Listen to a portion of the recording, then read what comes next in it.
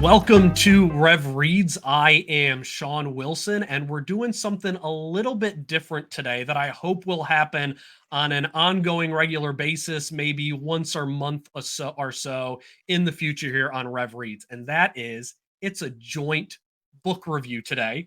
I am reviewing The Sofa Rule by Christopher Cohn, but I'm not reviewing it alone. I have Dr. Steve Lemke with me this morning. Dr. Lemke has been with New Orleans Baptist Theological Seminary for the last 25 years in so many different roles that if I listed all the things he did at the seminary, it would take up the entirety of our review. He's also pastored a couple of churches, so that gives him place to be here on Rev Reads. And so we're hoping that this will be the first of multiple reviews that we do together. So thank you so much for coming on and reviewing this book with me, Dr. Lemke. Well, thank you for the privilege to join in. It's your show. So no, and I'm so excited that we're doing this together. And like I said, everybody who's watching, I'm hoping this will be a start of something that we'll do on a regular basis going forward with Dr. Lemke and I reviewing these books together. But the book that we're looking at today is The Sofa Rule. It is a book by Dr. Christopher Cohn. It is a book on bringing together and understanding how God's sovereignty, how he rules over this world relates to man's responsibility. So that question that so many people have is, how do we approach God's sovereignty and man's responsibility? So, Dr. Lemke, can you start by giving us a little overview of the book? What's in the book? What do you think Dr. Cohn's goal is in writing this Well, I think it's summarized in the subtitle to the book, A Biblical Approach to God's Sovereignty and Human Responsibility. But in the book, he surveys a large group of issues that deal with God's sovereignty. He doesn't just talk about sovereignty and freedom, but he looks at it through several different angles, through the doctrine of salvation, through discussing Calvinism and Arminianism, God's foreknowledge and open theism, the problem of evil, he talks about quite a bit, homosexuality, the relevance of the Old Testament for New Testament Christians, human accountability. These are all some topics that he deals with within this larger issue of God's sovereignty and human responsibility. Yeah, so he's touching his toes in a lot of different areas. That was one thing that I was surprised when I'm reading it, was how many different places he went with this book, talking about God's sovereignty and how he rules over this world. So, I mean, it's kind of even tough to sort of summarize, because he starts off the book talking about how what came about him thinking about this is dealing with the question of, did God predestine Adam to eat the fruit in the garden? And I'm almost like, ooh, I wanna cover that question. That's a debate I love. But then he didn't actually get back to that question It never after did. he brought it up again at the beginning. So I was like, that's one that I really wanted to cover. But he started at the beginning, but then he hits probably, I'd say, maybe 20 different issues relating to God's sovereignty. Would you think that's probably a somewhere an Something like. accurate number? So yeah, so covers a lot of different bases. So who do you think he wrote this book for? Who do you think his target audience was? Well, that's a great question because I'm not sure. When I read it, and I'll confess to having cheated and looked at the end to see who killed the person. I I looked at the last chapter, which explained what he meant by the sofa rule, and that really helped me later in reading the whole book. But this was a question that I kind of had: is what was his intended readership? Because some things, like his explanation of the sofa rule, are very pastoral, very it's using an illustration. He's a very good communicator, and I think he could communicate very well with a lay audience. On the other hand, um, there are a lot of very technical points that I think lay readers would not appreciate. Like, he makes distinctions about the Nifal perfect and passive Nifal tense, and he goes off on what Spinoza and Kant say about the problem of evil. So I think he would lose many lay readers there. On the other hand, I think scholars would not find it scholarly enough. He uses a lot of secondary sources and internet sources rather than going to the original source. The documentation is not very good, and I think that a scholar would not appreciate it as much. So I think somebody maybe somewhere in between, maybe a college religion major or seminary student. I do think it's a very thought-provoking book, and I mean you can't read it without being provoked in your own mind about what do I think about this, and so I do think it achieves that. Yeah, no, I kind of felt the same exact way about it. That it's extremely thought provoking. Like it engaged my thinking a lot. One of the things that is thought provoking about it is that he asks a lot of questions and brings a lot of things up, but doesn't give you his solution to it and his answer to it, which makes you think a lot. And so, but I was a little torn. Like I don't think there's probably out of my church there's maybe one or two people that I would probably recommend reading this book to out of the people that come to my church each Sunday. So it's probably a small audience in that. But then you're right as far as upper level reading, more academics. You'd probably want something a little bit maybe meatier or weightier as opposed to the pastoral writing that it had in sections. So it seemed like he was trying to hit both audiences. And by trying to hit both audiences, he kind of hit this middle ground where he didn't really get either of them. And that's I think I that was more agree. the weaker point of the books is that of this book is that he should have gone all in on the pastoral and cut out some of the stuff that your church reader is not going to get, or he just should have gone all academic. And Right. I mean, maybe he is thinking just college students and seminary students, and maybe that's his group, and they can do well. But somebody who's not in college and seminary now, and I'm thinking of the groups in my life, I think he tries to go into this area to hit everybody and kind of ends up missing. So if he missed on that, what do you think he did well in this book? What do you think were the parts of this book where he, knocked it out of the park or at least had a solid double in what he did wrote? Well, I think what he did overall good is his main thesis, and that is that God's sovereignty and human freedom are both true, but paradoxical. They're held in tension. And he goes through a lot of efforts to resolve the tension, and he rejects all of them. But he still, and this is a very common Christian belief that we can't understand how divine sovereignty and human freedom work out, and we just have to we just believe these things. An early Baptist in America, John Leland, really struggled with this issue, and he came to that conclusion. I'm just going to trust God, and like many other paradoxes in the faith. So I think that was what he does well. I don't agree exactly with it because I think that God's foreknowledge is a game changer, and that based on his foreknowledge, he can lay everything out as he wants it to be, and he can and that God can sovereignly choose something other than acting like a medieval king. he he can choose to be gracious, even though Yeah, doesn't have to yeah, be gracious. yeah. So uh, so I'm broadly with him. I think there are some explanations that make sense. Uh, I'm thinking of Romans 8, those whom he foreknew, them he predestined. And he does not understand those things to be chronological. Uh, but again, the thing I think he did well is in all of these different areas, maintaining this tension uh, of God's sovereignty and human freedom and accountability without ever compromising either one of them. And and uh, and so I think he did a good job of holding his ground. How do you think his critique of Calvinism was? as someone who edited the Calvinism book.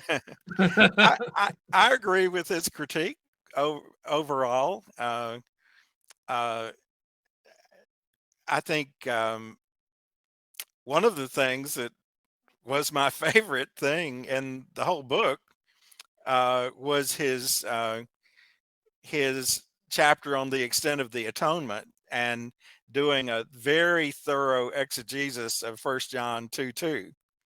And also, he interestingly has a quote from Calvin, which is really quite interesting about which comes first, uh, uh, one's regeneration or faith.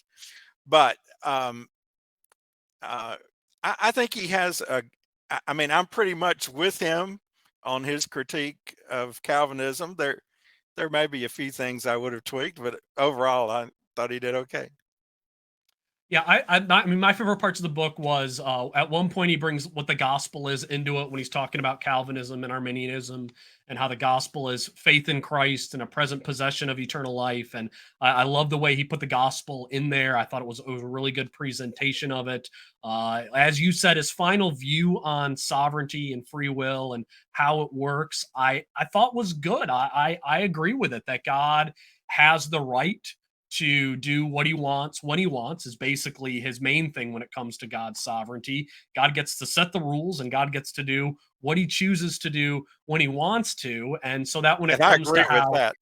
yeah, and then when it comes to how other people interact with God's sovereignty, that God is as sovereign to be as directive of somebody's events or as hands off as he wants to be.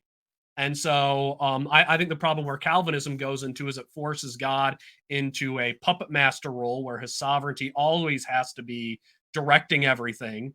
And I think Cohn's right to be like, God can choose not to.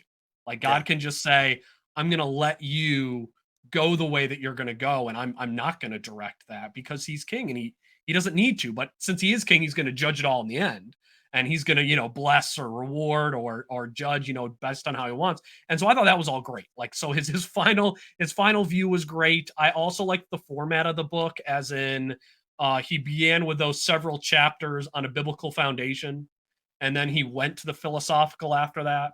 So I liked that arrangement of the book. I think that was strong as well, just in the way he structured the book. So I appreciated that. I think there's a lot of people who some of the stuff that they might not like that's more advanced later on in the book, they'd probably be fine up through the first 120, maybe 150 pages. And so the structure was great. It was just some stuff toward the end that made it sort of off by the average reader. So then what would you say are his biggest mistakes after just saying his best strengths in the book? Well, we've talked about it. We thought he got Calvinism right. I think he does not get Arminianism right. And I think he mischaracterizes it. And let me say that I'm not an Arminian, so it doesn't offend me. But he suggests that Arminians believe regeneration precedes faith, and you know there is no Arminian I know who would believe that. Uh, what they would believe is that God has prevenient grace, uh, but but not that regeneration precedes faith. The prevenient grace leads me to express faith, and then I'm born again. Yeah, they Uh, would actually agree with Cohn's writing on regeneration before faith. Like that would be a total Arminian view because he has a section in there about how you just cannot say regeneration comes before faith biblically, and Arminian would agree with that. well, but in that section, he's quoting from the remonstrance that came to the Synod Yeah, of Dort. But unfortunately, he puts together what the remonstrance actually said, plus what the editor of this volume that he was quoting said about them. And he happened to be coming from a more Calvinist perspective. So it really wasn't, um, I think, reflective of what the remonstrance said. Um, but um, he also says early in the book that Arminians look completely to human response in order to direct God's response. That is not Arminianism, that's Pelagianism. I mean, that is rank Pelagianism. And and again, they believe that God speaks to people through prevenient grace, and that leads them to express faith in Christ, which then they're born again. And these things happen almost concurrently, Yeah. but but if you have to put one first, the faith leads to being Yeah. born again. Sure. Yeah. No, okay, yeah, so that's your Arminianism. I'm not skilled on Arminianism. I've only read a couple of books by Arminianists, and none of them are on these foundational soteriological issues. So, my biggest misstep would be the 2 chapters on the problem of evil.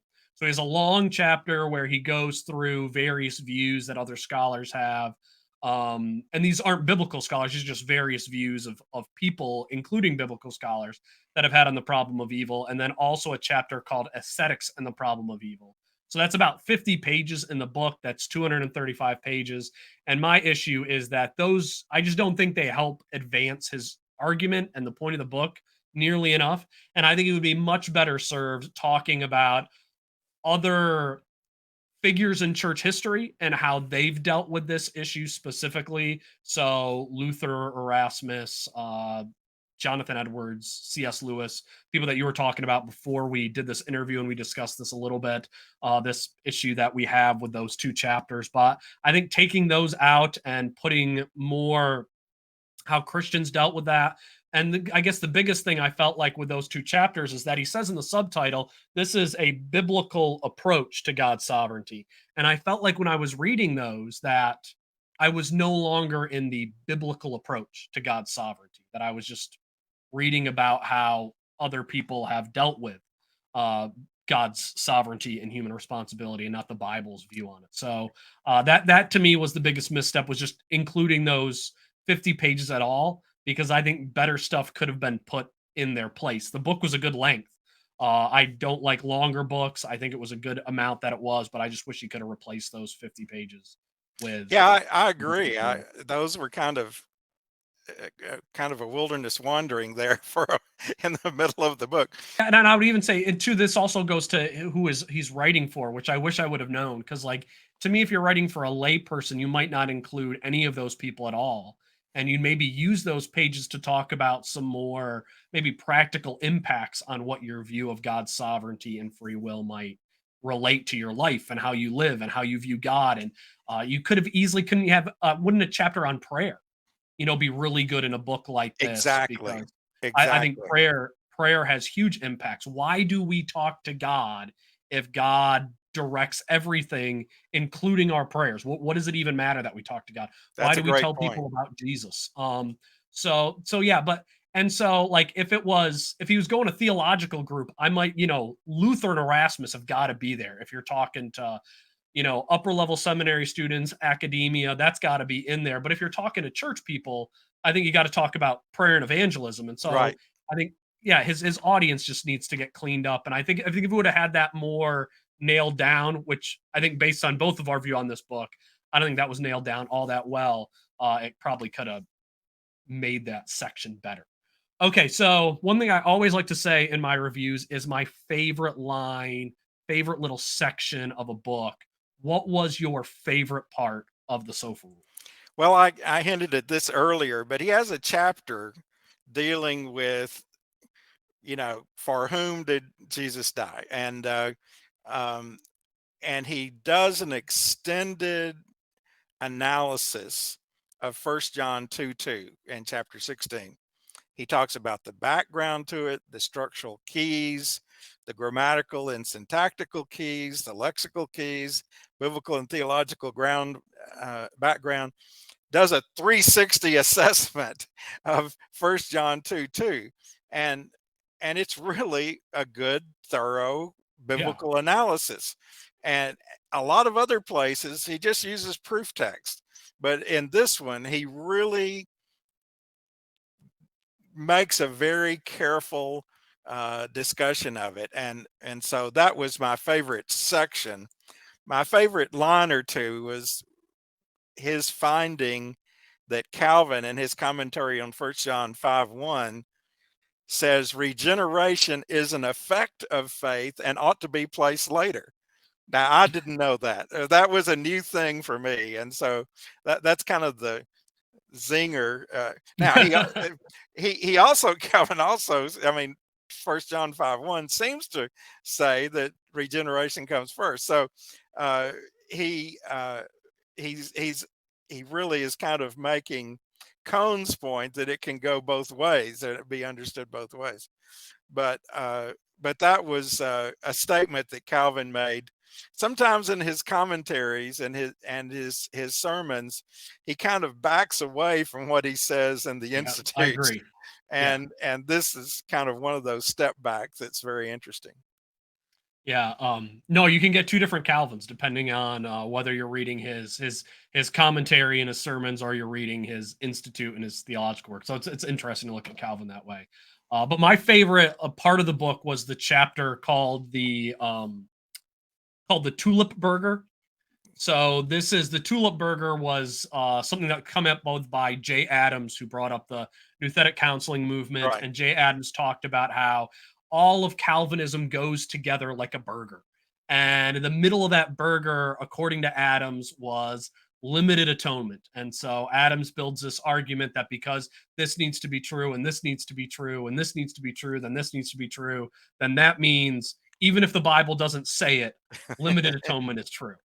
So that's Adam's point, and so Cohn spends a chapter breaking that down, why you can't, build all those on it. But his line at the end of that chapter was my favorite line in the book. He writes, "Exegetically, the tulip burger isn't quite right. Just too many artificial ingredients." And That I was love a that great line. line. Too many artificial ingredients. That's kind of how I view Calvinism at times. Is it's taking these artificial ingredients that maybe they sound logically correct, but they're not factually correct. And I thought that was, to me, that was the my favorite line out of any It spot was a of great the book. line and a great chapter. And you know, in a way, you might say he took Adam's um, tulip burger and made it into a donut because he totally took out the limited atonement, which Adams is saying everything is based. That's the center of it. So I like he that. I like he that. took Turning out the tulip center burger cut. into a donut. I like that. That's great. And one of the things about the book is he's got a bunch of great lines about God's sovereignty and man's Yes. responsibility. Talks in one point about how people go in door one or door two, and we got to go in door three. Looking at how God works with the world. And one of the things about God's foreknowledge is that He knows how people are going to act and react, and He can move in at any time He wants to. So it's not like it's a hands-off thing that God does when He chooses to give people free will and the ability to act. It doesn't lessen His sovereignty and His rulership. So I thought that was great. So in conclusion for this review, do you like the sofa rule? Like, do you think it is a helpful rule, and would you recommend it to other people? That's a tough question. I tell you, when we were discussing, what book to review, and you mentioned this one, I was immediately very interested, and it's a topic I love, and I really wanted to like it. I really did, but I kept getting frustrated. Um, so I would say it's a mixed bag. It is an interesting book that has some helpful parts. As a whole, as you mentioned earlier, I would hesitate to recommend it to many people, but I think for people who would be interested in a very thought-provoking uh, sort of thing that makes you think about issues that maybe you haven't thought about for a while, whether you agree with him or not, you have to be you have to come into it being willing to disagree with him because he's going to say something you don't like, but um, but he provokes your thinking about it. He sends you back to, okay, well, what does that scripture say about that? What is the best interpretation of that? So I think it's a thought-provoking book. And again, if I were to recommend it, it would be for somebody who was very theologically interested, particularly in Yeah. this issue, who knew some of the issues already, and this would maybe a college religion major or a seminary student, I think they would find it intriguing. Yeah. Yeah, no, I agree. I think probably the primary audience for this, and I know Cohn's in academia, like he's with college students, Right. seminary students all the time. So I think the ideal group for this that you would recommend this book to if you went to somebody and said you should read this, I think it would be someone toward the beginning of their journey who's trying to figure this stuff out in school. So this is somebody who's got some rigor that they're in academia right now. They don't know where they're going to fall, and Cohn's gonna get them to ask the questions they should be asking. That's probably the biggest strength of this book is that Cohn gets your mind asking the questions you should be asking instead of having somebody come up to you and say, "Here's the answer." He tells you, this book shows you here are the questions. Because sometimes I want Cohn's answers, and he wasn't as forthright as I wanted to be, and I'm like, Tell me what you think." like I'm here for your perspective, not just to get me to ask questions." So I'd say that's to somebody. I don't think probably your average church attendee is going to read this book or get through it. They might get through the first 80 or 90 pages. Um, but that's probably about it. So You, probably somebody who goes to college, Bible school, seminary, maybe somebody who really wants to but have never had the opportunity. This might be good for them as well, but this isn't one that's for everyone. So great for asking questions, but not providing all the answers for you. But that might have been Cohn's goal. So it just crossed my mind. This would be great for an advanced discipleship group. And most yes, of the chapters, with the exception of the long evil and suffering chapter, most of the chapters were very short, and yes, so you could have the group read that chapter and then come say, let's discuss this, and that would okay, actually yeah, be a very again, very thought provoking, discussion provoking thing about, okay, what do you do with this? And, and because he deals with all these very important issues. So that might be a very interesting Bible study for some well grounded believers. it would probably. I mean, now that you say that, when I was in Bible school, if I was looking for a church to go to, and if I knew a church was having a discussion about all of these stuff in a discipleship, I'd be like, that's the Yeah. church I want to go to. Yeah. So yeah, no, I didn't even consider that. You're right. It could be a great upper level discussion. Just you can just skip those two chapters on the problem of evil for your group, and it would be great. So there are definitely some benefits, some pros to it. Kind of a middle of the road introduction, though.